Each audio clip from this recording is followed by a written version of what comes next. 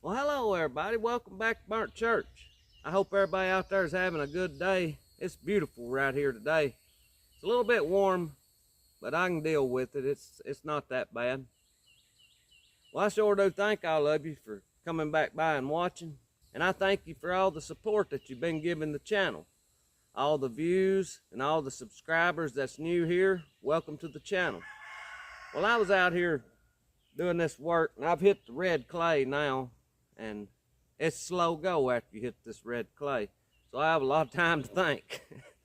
I was thinking about a question that I'd heard about what's your biggest fear if society was to shut down?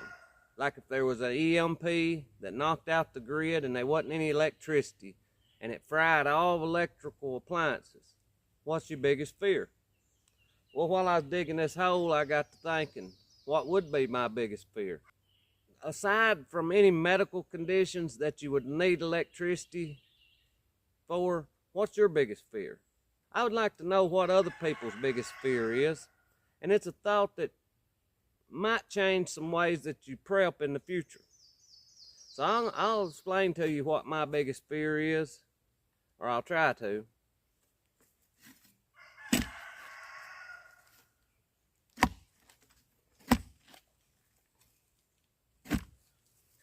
So I think my biggest fear would be if everything was gone that we know now, that electricity and electrical appliances has to do with.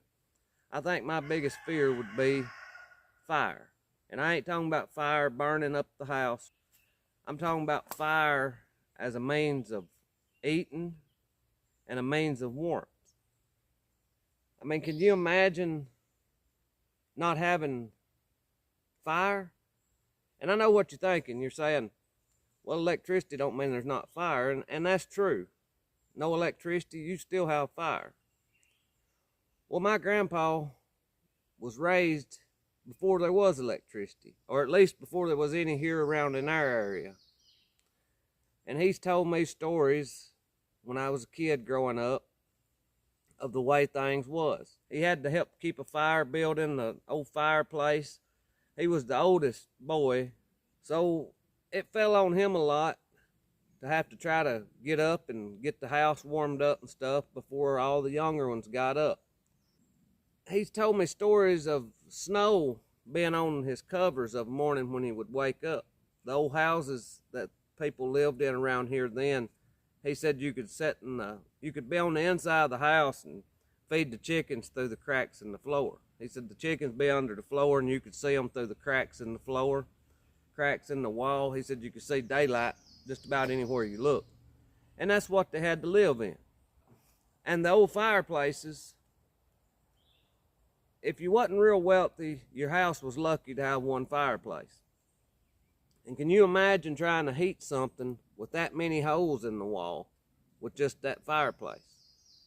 Well, he talked like it was just freezing cold in there. The only place you could get dressed to stay warm would be standing on the hearth right there in front of the fire. Well, I've thought about that a lot over the years, and I thought, well, why didn't they keep a fire? You know, why didn't they keep the fire built up? I mean, nowadays I build a big fire in the shop, in my stove, and I'll get it as warm as I want to in there. And I thought for a long time, well, why didn't they? Well, what I can come up with is a chainsaw. Back then, they had to cut every stick of wood with some kind of handsaw or a chopping axe. And it takes a long time to cut firewood with a handsaw or a chopping axe. And that's when you're building a fire to cook, you're building a fire to clean your clothes, you're building a fire to stay warm. And if you needed to purify water, you're building a fire to do that, to boil your water. So that's probably one of my biggest fears, is people underestimating how important fire is going to be if some sort of collapse happens and there's no electricity. Because if an EMP or something goes off, it's going to fry all the electronics. And it's going to be years and years before they get vehicles that will run again. And growing up around here as a kid, when I'd go camping, Mama wouldn't let me take a chainsaw with me. I was up nearly driving age before I could take a chainsaw with me camping. So any camping that I done I was lucky with a hatchet or a bow saw. And I can remember a lot of camping trips back in here trying to get up enough firewood with a bow saw or a hatchet to burn through the night. Because back then, I was a kid, I was going to stay up most of the night with a big fire, so I needed a lot of wood. And you can pick up a lot of sticks, dead twigs and stuff. You can do that, and you can get a lot of firewood that way. But you imagine 365 days in a year. You're not going to pick up that many dead sticks and twigs around your property. You're going to have to cut something. That got me thinking, are we prepared? Do we have the hand tools, the axes, the saws to manage that kind of project? I don't. I have one crosscut saw. I have a couple of hand saws that's made for processing firewood. I have a bunch of axes, hatchets. But in my opinion, for firewood, some kind of saw is going to work better than a hatchet or an axe, in my opinion, for cutting most of your firewood. So fire is one of my biggest fears.